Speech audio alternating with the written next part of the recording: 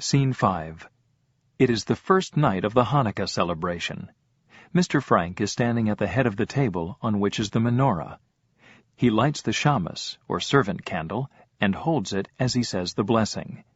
Seated listening is all of the family, dressed in their best. The men wear hats. Peter wears his cap. Reading from a prayer book. Praised be thou, O Lord our God, ruler of the universe, who hast sanctified us with thy commandments, and bidden us kindle the Hanukkah lights. Praised be thou, O Lord our God, ruler of the universe, who has wrought wondrous deliverances for our fathers in days of old. Praised be thou, O Lord our God, ruler of the universe, that thou hast given us life and sustenance, and brought us to this happy season. Mr. Frank lights the one candle of the menorah as he continues. We kindle this Hanukkah light to celebrate the great and wonderful deeds wrought through the zeal with which God filled the hearts of the heroic Maccabees 2,000 years ago. They fought against indifference, against tyranny and oppression, and they restored our temple to us. May these lights remind us that we should ever look to God, whence cometh our help. Amen. Amen. Mr. Frank hands Mrs. Frank the prayer book. I lift up mine eyes unto the mountains, from whence cometh my help. My help cometh from the Lord, who made heaven and earth. He will not suffer thy foot to be moved. He that keepeth thee will not slumber. He that keepeth Israel doth neither slumber nor sleep. The Lord is thy keeper. The Lord is thy shade upon thy right hand. The sun shall not smite thee by day, nor the moon by night. The Lord shall keep thee from all evil. He shall keep thy soul. The Lord shall guard thy going out and thy coming in, from this time forth and forevermore. Amen. Amen. Mrs. Frank puts down the prayer book and goes to get the food and wine. Margot helps her. Mr. Frank takes the men's hats and puts them aside. Rising. That was very moving. Pulling him back. It isn't over yet. Sit down, sit down! There's a lot more. Songs and presents. Presents? Not this year, unfortunately. But always on Hanukkah, everyone gives presents, everyone. Like our St. Nicholas Day. There is a chorus of no's from the group. No, not like St. Nicholas. What kind of a Jew are you that you don't know Hanukkah? As she brings the food. I remember particularly the candles. First one, as we have tonight. Then the second night you light 2 candles. The next night 3, and so on until you have 8 candles burning. When there are 8 candles, it is truly beautiful. And the potato pancakes. Don't talk about them. I make the best latkes you ever tasted. Invite us all next year, in your own home. God willing. God willing. What I remember best is the presents we used to get when we were little. 8 days of presents, and each day they got better and better. Sitting down. We are all here, alive. That is present enough. No, it isn't. I've got something.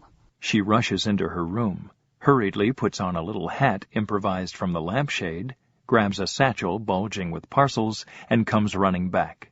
What is it? Presents. Presents? Look! What's she got on her head?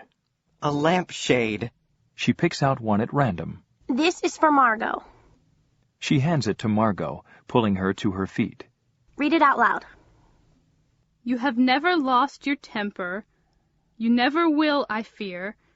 You are so good, but if you should, put all your crosswords here. She tears open the package. A new crossword puzzle book. Where did you get it? It isn't new. It's one that you've done. But I rubbed it all out, and if you wait a little and forget, you can do it all over again. Sitting. It's wonderful, Anne. Thank you. You'd never know it wasn't new. From outside, we hear the sound of a streetcar passing. With another gift. Mrs. Van Daan? Taking it. This is awful. I haven't anything for anyone. I never thought... This is all Anne's idea. Holding up a bottle. What is it? It's hair shampoo. I took all the odds and ends of soap and mixed them with the last of my toilet water. Oh, Anneke. I wanted to write a poem for all of them, but I didn't have time. Offering a large box to Mr. Van Daan. Yours, Mr. Van Daan, is really something. Something you want more than anything. As she waits for him to open it, Look, cigarettes. Cigarettes. 2 of them. Pim found some old pipe tobacco in the pocket lining of his coat, and we made them. Or rather, Pim did. Let me see. Well, look at that. Light it, Putty, light it. Mr. Van Daan hesitates. It's tobacco. Really, it is. There's a little fluff in it, but not much. Everyone watches intently as Mr. Van Daan cautiously lights it. The cigarette flares up. Everyone laughs. It works. Look at him. Thank you, Anne. Thank you. Anne rushes back to her satchel for another present. Handing her mother a piece of paper, For Mother, Hanukkah greeting. she pulls her mother to her feet. Here's an IOU that I promise to pay. 10 hours of doing whatever you say. Signed, Anne Frank. Mrs. Frank, touched, takes Anne in her arms, holding her close. 10 hours of doing what you're told? Anything you're told? That's right. You wouldn't want to sell that, Mrs. Frank. Never. This is the most precious gift I've ever had. She sits, showing her present to the others. Anne hurries back to the satchel and pulls out a scarf, the scarf that Mr. Frank found in the first scene. Offering it to her father. For Pim. Anneke, I wasn't supposed to have a present. He takes it, unfolding it and showing it to the others. It's a muffler to put round your neck. Like an ascot, you know. I made it myself out of odds and ends. I knitted it in the dark each night after I'd gone to bed. I'm afraid it looks better in the dark. Putting it on. It's fine. It fits me perfectly. Thank you, Anneke. Anne hands Peter a ball of paper with a string attached to it. That's for Mushi. Rising to bow. On behalf of Mushi, I thank you. Hesitant, handing him a gift. And this is yours. From Mrs. Quack Quack. As he holds it gingerly in his hands. Well, open it. Aren't you going to open it? I'm scared to. I know something's going to jump out and hit me. No, it's nothing like that, really. As he is opening it, What is it, Peter? Go on, show it. It's a safety razor. What? A razor. looking at it, You didn't make that out of odds and ends. Meep got it for me. It's not new, it's second-hand. But you really do need a razor now. For what? Look on his upper lip. You can see the beginning of a mustache. He wants to get rid of that. Put a little milk on it and let the cat lick it off. starting for his room. Think you're funny, don't you? Look, he can't wait. He's going in to try it. I'm going to give Mushi his present. He goes into his room, slamming the door behind him. Mushi, mushi, mushi. In the distance, we hear a dog persistently barking. Anne brings a gift to Dussel. And last but never least, my roommate, Mr. Dussel. For me? You have something for me? He opens the small box she gives him. I made them myself. Capsules. 2 capsules. They're earplugs. Earplugs? To put in your ears so you won't hear me when I thrash around at night. I saw them advertised in a magazine. They're not real ones. I made them out of cotton and candle wax. Try them. See if they don't work. See if you can hear me talk. Putting them in his ears. Oh, wait now. Until I get them in. So. Are you ready? Huh? Are you ready? Good God! They've gone inside. I can't get them out. They laugh as Mr. Dussel jumps about, trying to shake the plugs out of his ears. Finally, he gets them out, putting them away. Thank you, Anne. Thank you. I love you, you, Peter. Sitting at the table. And now, let's have the song, Father. Please? Have you heard the Hanukkah song, Mr. Dussel? The song is the whole thing. Oh, Hanukkah, the sweet celebration. I'm afraid, Anne, we shouldn't sing that song tonight. To Dussel. It's a song of jubilation, of rejoicing. One is apt to become too enthusiastic. Oh, please, let's sing the song. I promise not to shout. Very well, but quietly now. I'll keep an eye on you, and when... Oh, Hanukkah. As Anne starts to sing, she is interrupted by Dussel, who is snorting and wheezing. Pointing to Peter. You! Peter is coming from his bedroom, ostentatiously holding a bulge in his coat as if he were holding his cat, and dangling Anne's present before it. How many times? I told you! Out! Going to Peter. What's the matter with you? Haven't you any sense? Get that cat out of here. Cat? You heard me. Get it out of here.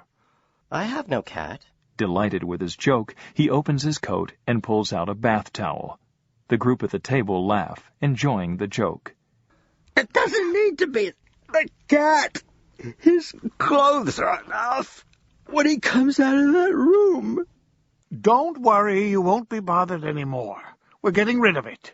At last, you listened to me. He goes off into his bedroom. I'm not doing it for you. It's all in your mind. All of it. He starts back to his place at the table. I'm doing it because I'm sick of seeing that cat eat all our food.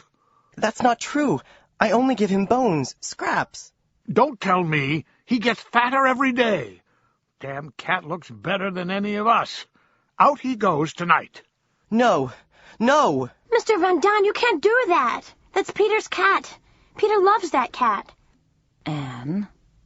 If he goes, I go. Go? You're not going and the cat's not going. Now please, this is Hanukkah. Hanukkah! This is the time to celebrate. What's the matter with all of you? Come on, Anne. Let's have the song. Oh, Hanukkah, the sweet celebration. Rising. I think we should first blow out the candle. Then we'll have something for tomorrow night. But, Father, you're supposed to let it burn itself out. I'm sure that God understands shortages. Before blowing it out. Praised be thou, O Lord our God, who hast sustained us and permitted us to celebrate this joyous festival. He is about to blow out the candle when suddenly there is a crash of something falling below. They all freeze in horror, motionless. For a few seconds there is complete silence. Mr. Frank slips off his shoes. The others noiselessly follow his example. Mr. Frank turns out a light near him. He motions to Peter to turn off the center lamp. Peter tries to reach it, realizes he cannot, and gets up on a chair. Just as he is touching the lamp, he loses his balance. The chair goes out from under him. He falls. The iron lampshade crashes to the floor. There is a sound of feet below, running down the stairs. Uh-oh. The only light left comes from the Hanukkah candle. Dussel comes from his room. Mr. Frank creeps over to the stairwell and stands listening. The dog is heard barking excitedly. Do you hear anything? No, I think they've gone. It's the Green Police. They found us. If they had, they wouldn't have left. They'd be up here by now. I know it's the Green Police. They've gone to get help, that's all. They'll be back. Or it may have been the Gestapo looking for papers. Or a thief looking for money. We've got to do something. Quick, before they come back. There isn't anything to do. Just wait. Mr. Frank holds up his hand for them to be quiet. He is listening intently. There is complete silence as they all strain to hear any sound from below. Suddenly, Anne begins to sway. With a low cry, she falls to the floor in a faint. Mrs. Frank goes to her quickly, sitting beside her on the floor and taking her in her arms. Get some water, please. Get some water. Margot starts for the sink. Grabbing Margot. No one's going to run water. If they found us, they found us. Get the water. Margot starts again for the sink, Mr. Frank getting a flashlight. I'm going down. Margot rushes to him, clinging to him. Anne struggles to consciousness. No, Father, no! There may be someone there waiting. It may be a trap. This is Saturday. There is no way for us to know what has happened until Miep or Mr. Crowler comes on Monday morning.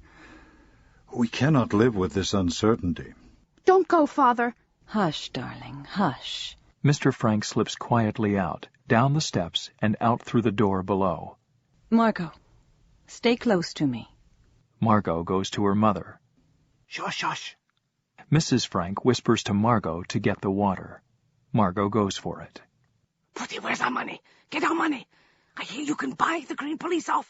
So much ahead. Go upstairs, quick. Get the money. Keep still. Kneeling before him, pleading. Do you want to be dragged off to a concentration camp? Are you going to stand there and wait for them to come up and get you? Do something, I tell you. Pushing her aside. Will you keep still? He goes over to the stairwell to listen. Peter goes to his mother, helping her up onto the sofa. There is a second of silence, then Anne can stand it no longer. Someone go after Father. Make Father come back. Starting for the door. I'll go. Haven't you done enough? He pushes Peter roughly away. In his anger against his father, Peter grabs a chair as if to hit him with it, then puts it down, burying his face in his hands. Mrs. Frank begins to pray softly. Please, please, Mr. Van Daan, get Father. Quiet, quiet. Anne is shocked into silence. Mrs. Frank pulls her closer, holding her protectively in her arms. I lift up mine eyes unto the mountains, from whence cometh my help. My help cometh from the Lord who made heaven and earth. He will not suffer thy foot to be moved. He that keepeth thee will not slumber. She stops as she hears someone coming. They all watch the door tensely. Mr. Frank comes quietly in. Anne rushes to him, holding him tight. It was a thief. That noise must have scared him away. Thank goodness. He took the cash box and the radio. He ran away in such a hurry that he didn't stop to shut the street door. It was swinging wide open. A breath of relief sweeps over them. I think it would be good to have some light. Are you sure it's all right? The danger has passed. Margot goes to light the small lamp. Don't be so terrified, Anne. We're safe. Who says the danger has passed?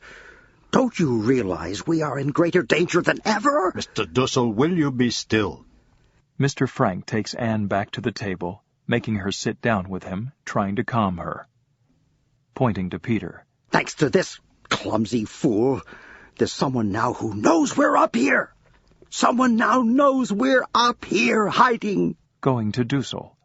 Someone knows we're here, yes. But who is the someone? A thief! A thief! You think a thief is going to go to the Green Police and say, I was robbing a place the other night, and I heard a noise up over my head? You think a thief is going to do that? Yes, I think he will. You're crazy. She stumbles back to her seat at the table. Peter follows protectively, pushing Dussel aside. I think someday he'll be caught, and then he'll make a bargain with the Green Police. If they'll let him off, he'll tell them where some Jews are hiding. He goes off into the bedroom. There is a second of appalled silence. He's right. Father, let's get out of here. We can't stay here now. Let's go. Go where? Sinking into her chair at the table. Yes, where? Rising to them all. Have we lost all faith? All courage? A moment ago, we thought that they'd come for us. We were sure it was the end. But it wasn't the end. We're alive, safe. Mr. Van Daan goes to the table and sits. Mr. Frank prays. We thank thee, O Lord our God, that in thy infinite mercy thou hast again seen fit to spare us. He blows out the candle, then turns to Anne. Come on, Anne. The song. Let's have the song. He starts to sing. Anne finally starts falteringly to sing as Mr. Frank urges her on. Her voice is hardly audible at first. Oh Hanukkah, the sweet celebration. As she goes on singing, The others gradually join in, their voices still shaking with fear. Mrs. Von Dahn sobs as she sings. Around the feast we gather in complete jubilation. Happiest of seasons now is here. Many are the reasons for good cheer. Dussel comes from the bedroom.